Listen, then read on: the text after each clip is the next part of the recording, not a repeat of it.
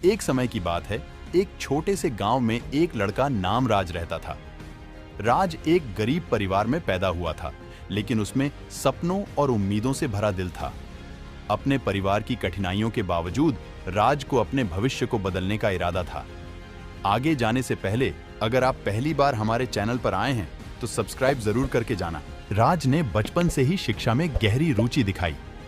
वह गांव के स्कूल के अध्यापक से उधारी किताबें पढ़ता और अक्सर रात के समय तेल के दिमाग के नीचे पढ़ाई करता था।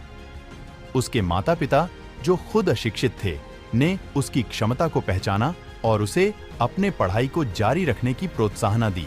जब राज बड़ा हुआ तो उसने महसूस किया कि शिक्षा उसके लिए एक बेहतर जीवन का जरिया है। वह एक सफल व्यापारी बनने का सपना देखता था और अपने परिवार को गरीबी से निकालने का संकल्प किया। लेकिन भाग्य ने उसके लिए कुछ और ही नाटकियों की रचना की थी। एक दिन गांव में एक तेज बारिश गिरी। बुआरी और चरवाहे मर गए और पानी की कमी के कारण फसलों का सूखा जाना। राज का परिवार, जैसे कि बहुत से अन्य, खाने को लेकर संघर्ष कर रहा था। उनकी सभी कोशिशों के बावजूद वह दिन प्रतिदिन गरीबी में डूब रहा था। अपने परिवार की मदद करने के लिए प्रेरित होकर राज ने निकटवर्ती शहर में रोजगार खोजने का निर्णय किया।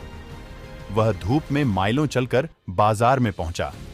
वहां उसने दुकानदारों के पास जाकर उन्हें अपने लिए काम करने का प्रस्ताव दिया। पहले में राज को नौकरी पाना मुश्किल था।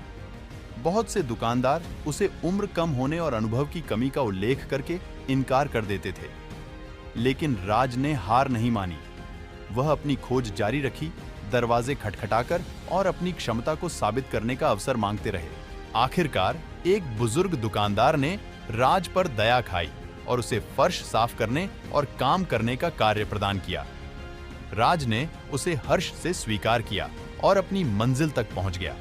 दोस्तों, अब आप अपनी राय कमेंट में जरूर बताना। धन्यवाद।